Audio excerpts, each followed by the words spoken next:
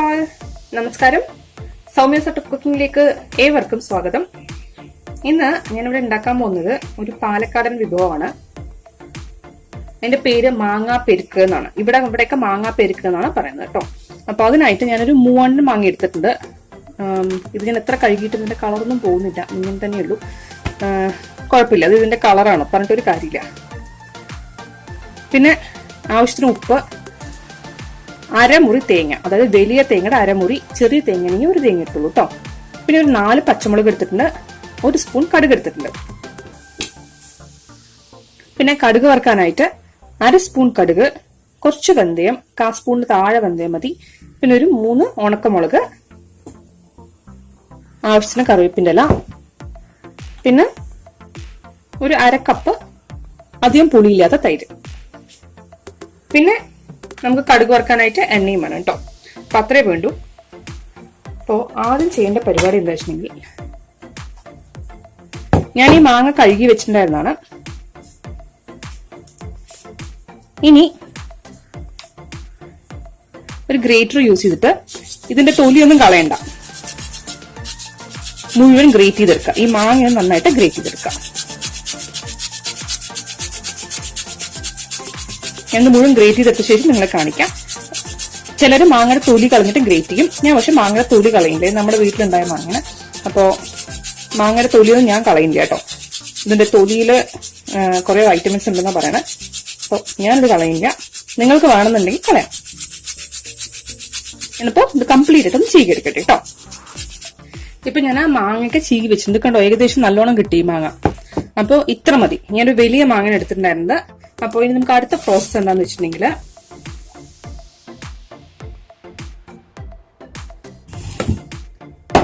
മാങ്ങ ഇങ്ങോട്ട് മാറ്റി വെക്കട്ടെ. എന്നിട്ട് ഞാൻ എടുത്തിരിക്കുന്ന ഉപ്പ് ഇതിലേക്ക് ഇടുകയാണ്. അതുപോലെ തേങ്ങ, കടുക്. ചിലര് കടുക് പൊടിച്ചിട്ടൊക്കെ ഇടും. അതിനൊന്നും ആവശ്യമില്ല കേട്ടോ. അങ്ങനെ ഇട്ട് അരച്ചാൽ മതി. ഒരുപാട് അരിഞ്ഞ കഷ്കം എന്നൊക്കെ പറയും. എനിക്ക് അങ്ങനെ ഇതുവരെ ഫീൽ ചെയ്തിട്ടില്ല. അങ്ങനെ നന്നായിട്ട് അരയണ സമയത്ത് അങ്ങനെ കഷ്ടത്തൊന്നും എനിക്ക് ഫീൽ ചെയ്തിട്ടില്ല. എല്ലാത്തിനും ഓരോ ടേസ്റ്റ് അല്ലേ. അപ്പോൾ ഞാൻ നോർമലി അരയ്ക്കുന്നത് ഇങ്ങനെയൊക്കെ തന്നെയാണ്. അപ്പോൾ ഞാൻ ഇതിലേക്ക് എന്താ ചെയ്യാ വെച്ചിട്ടുണ്ടെങ്കിൽ, ഇതിലേക്ക് ഞാൻ തൈര് ഒഴിച്ചു കൊടുക്കും. എന്നിട്ടാണ് അരയ്ക്കണത്. ഞാൻ ഇതിലേക്ക് ഒരു തുള്ളി വെള്ളം ചേർക്കുന്നില്ല കേട്ടോ.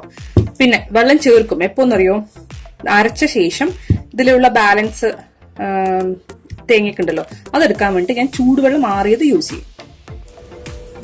ഞാനിപ്പോൾ ഇത് നന്നായിട്ട് അരച്ചെടുത്തിട്ടുണ്ട് കേട്ടോ. ഇത് വേണോ, നന്നായി അരച്ചെടുത്തിട്ടുണ്ട്. ഇനി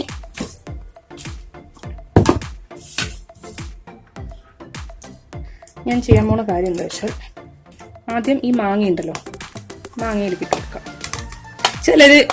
ചിലർ ഈ മാങ്ങ ഇട്ട് അരയ്ക്കുകയും ചെയ്യും കേട്ടോ. പക്ഷെ എനിക്ക് ടേസ്റ്റ് ആയിട്ട് ഫീൽ ചെയ്തിരിക്കുന്നത് ഇങ്ങനെ ചീകിയിട്ട് ചെയ്യുമ്പോഴാണ്. നമ്മുടെ വീട്ടിലൊക്കെ അങ്ങനെ തന്നെ ചെയ്യുന്നുണ്ട്. അല്ലെങ്കിൽ വളരെ ചെറുതായിട്ട് മുറിച്ചിട്ട് ജസ്റ്റ് ഒന്ന് ചതച്ചെടുക്കും. പണ്ടൊക്കെ അങ്ങനെയായിരുന്നു.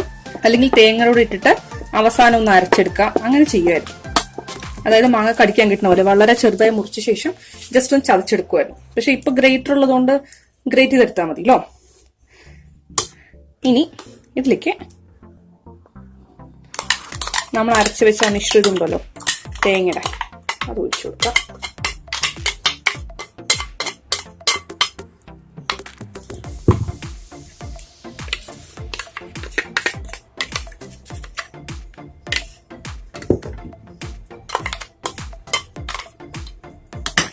ഇനി ഞാൻ ഇതിലേക്ക് ഒരു ഇത്രയും ചൂടുള്ള ആറിയതാണിത് ഞാൻ ഒഴിച്ചിട്ട് ഒന്ന് ഇതിലുള്ള ബാക്കി തേങ്ങയും കൂടെ ഒന്ന് എടുക്കട്ടെ.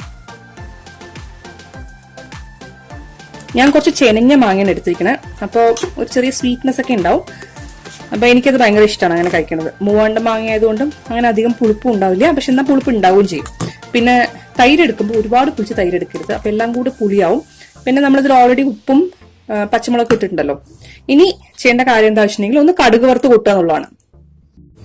കടുക് വറുക്കാനായിട്ട് ഞാൻ ഗ്യാസിന് വെച്ച് കൊടുക്കാണ്. ഇതിലേക്ക് കുറച്ച് വെളിച്ചെണ്ണ ഒഴിച്ചാൽ മതി.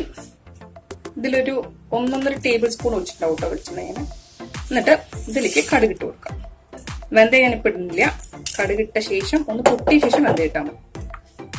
ഒന്ന് ഫ്ലെയിം ചുരുക്കി കൊടുക്കുകയും ചെയ്യാം. ഞാനിപ്പോ ചെറിയ പാനിലല്ലേ വെച്ചിരിക്കുന്നത്, അപ്പൊ അതുകൊണ്ട് തീ പിടിക്കാനുള്ള ചാൻസ് ഉണ്ട്.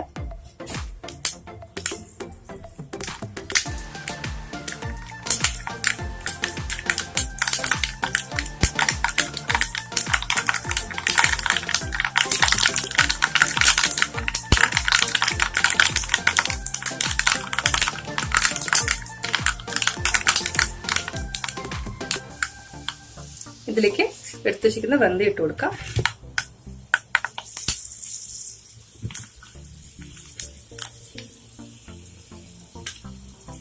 കരി ഉണ്ടാത് അപ്പോഴത്തേക്കും ഞാനൊരു 3 മുളക് ഇട്ട് കൊടുത്തിട്ടുണ്ട്.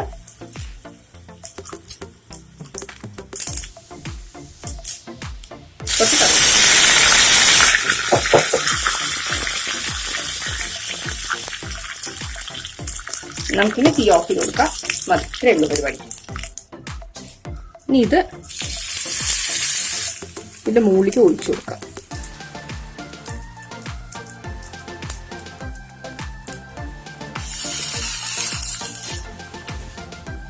ഇതാണ് ക്ലോസ് വ്യൂ.